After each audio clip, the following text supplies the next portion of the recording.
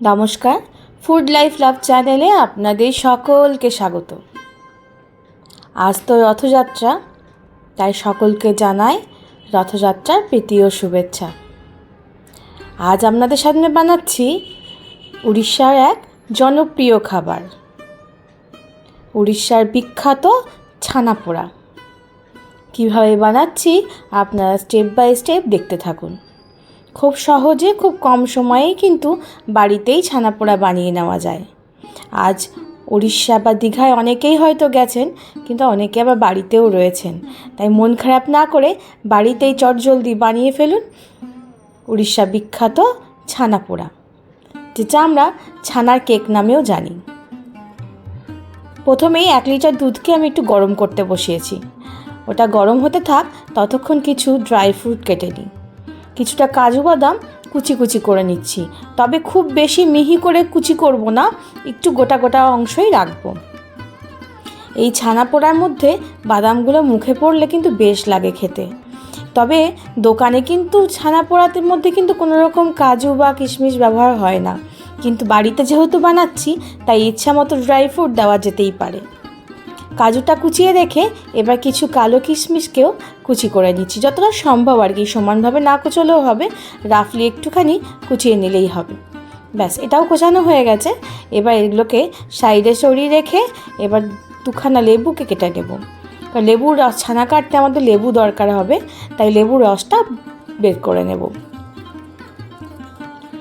লেবুর রসটা বার করে আপনারা লেবু ছাড়া ভিনিগার দিয়েও কিন্তু খুব ভালো ছানা কাটা যায়। তবে বাড়িতে লেবু থাকলে আমার মনে হয় ভিনিগার না ইউজ করাই ভালো। আমার তো মনে হয় আর কি, আমার ভালো লাগে না, মনে হয় লেবুর ছানাই ভালো হয়। তাই 2 পাতি লেবুর রসকে আগে আমি একটা বাটির মধ্যে নিয়ে নিচ্ছি। এই রসের সাথে কিছুটা পরিমাণ জলও মিশিয়ে নেব।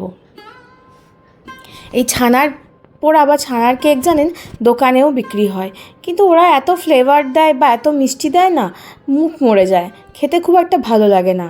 তাই বাড়িতেই নিজের মন পছন্দের মিষ্টি ব্যবহার করে আপনারা খুব সুন্দর করে কিন্তু ছানা পোড়া বানিয়ে নিতে পারেন। দুধটা দেখছেন খুব ভালো করে আমার ফুটে গেছে। এবার গ্যাসের আঁচটা কমিয়ে দিয়ে ওই লেবু জল মেশানো মিশ্রণটাকে অল্প অল্প করে দুধের মধ্যে ছিটিয়ে নেব। ছড়িয়ে নিয়ে একটু নাড়াচাড়া করতে থাকবো যতক্ষণ না ছানাটা খুব ভালো করে জল আর ছানা আলাদা হয়ে যাচ্ছে।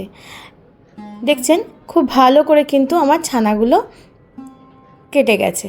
এবার এটাকে আমি জল ঝরিয়ে নেব। একটা বাটি রেখে তার উপর একটা বড় ছাঁকনি নিয়ে নিয়েছি।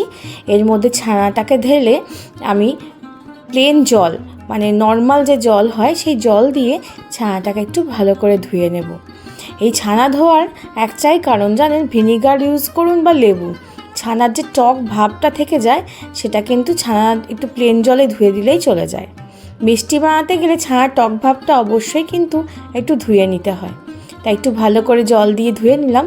এবার কিন্তু কোনো রকম কাপড় বা আমি কিছু দিয়ে জলটা ছাঁকবো না, এভাবেই খানিকক্ষণ রেখে দিলেই জলটা কিন্তু খুব সুন্দরভাবে ঝরে যাবে। মানে যেরকম করে আমরা মিষ্টি বানাই সেরকম করে কিন্তু জল ঝরানোর প্রয়োজন নেই।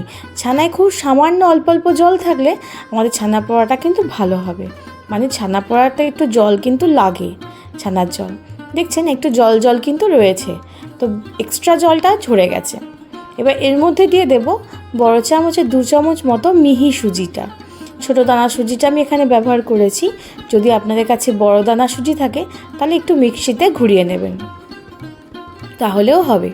আর 1 লিটার ছানার যতটা হয়েছে তার জন্য আমি 1/2 কাপ চিনি ব্যবহার করেছি। এই চিনিটা আপনারা আন্দাজ করে দেবেন, যে যেমন মিষ্টি খেতে পছন্দ করেন সেই আন্দাজে মিশিয়ে নেবেন। তার সাথে দিয়ে দিলাম একদম ছোটো চামচের 1 চামচ মতো এলাচের গুঁড়ো। এবার মিষ্টিটাকে আগে প্রথমে খুব ভালো করে চামচ দিয়ে মিশিয়ে নিচ্ছি। চিনি, এলাচ গুঁড়ো, সুজি সব কিছু ছানার সাথে মিশে গেলে একটু হাত দিয়ে খুব ভালো করে মেখে নেব, মানে চটকে নেব, কারণ ছানাটা যেন খুব ভালো করে চিনির সাথে মিশে যায়, একদম মাখো মাখো হয়ে যায়। এই যে দানা দানা হয়ে আছে এটা কিন্তু একদমই থাকবে না। দেখছেন খুব ভালো করে মেখে নিয়েছি। এবার এটাকে ঢাকা দিয়ে 15 মিনিট মতো রেখে দিয়েছিলাম। তাতে কি হয়েছে, সুজিটা একদম ফুলে উঠেছে, একটু টাইটও হয়ে গেছে।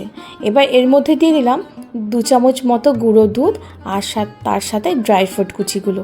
এবারও আরেকবার ভালো করে মিশিয়ে নেব, যাতে গুঁড়ো দুধে কোনো রকম লাম্পস বা গুলটি না থাকে।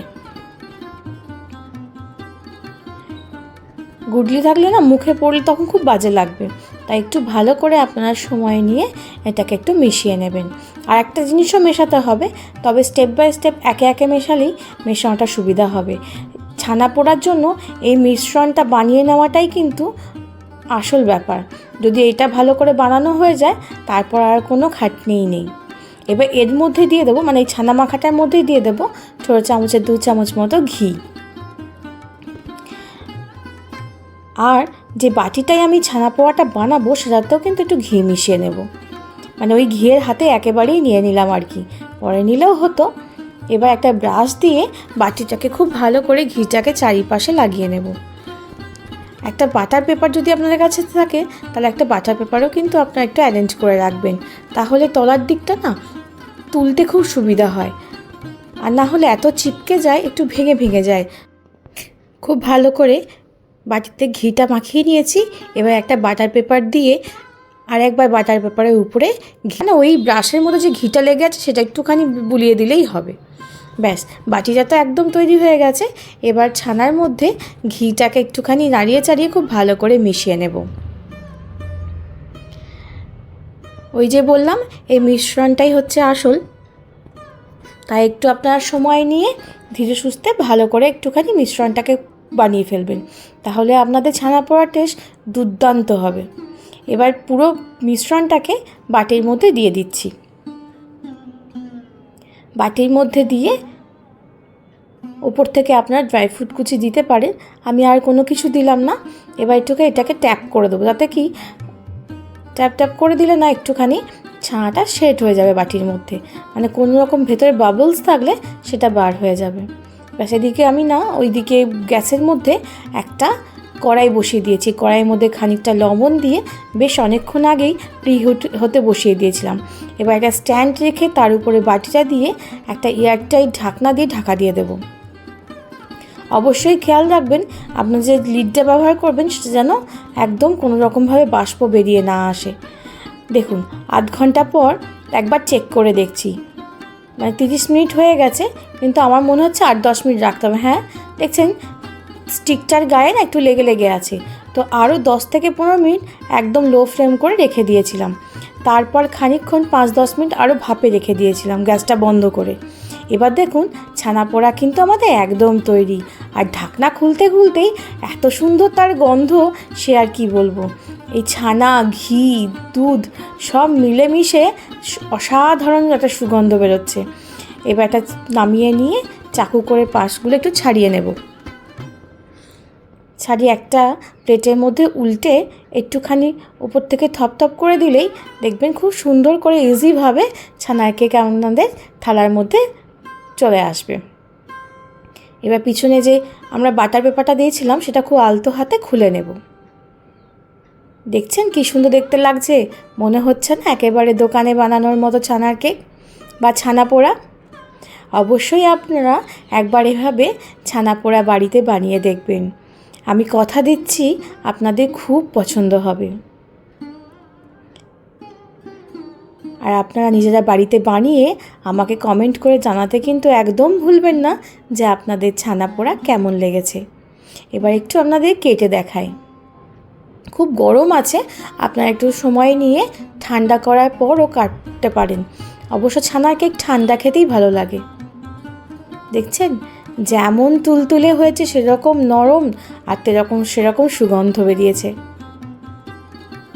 ভিডিওটা কেমন লাগলো অবশ্যই জানাবেন। ভিডিওটা ভালো লাগলে একটা লাইক করে দেবেন। নতুন বন্ধু যারা দেখছেন তারা সাবস্ক্রাইব করতে কিন্তু একদম ভুলবেন না। সবাই খুব ভালো থাকবেন, সুস্থ থাকবেন আর সকলকে ভালো রাখবেন।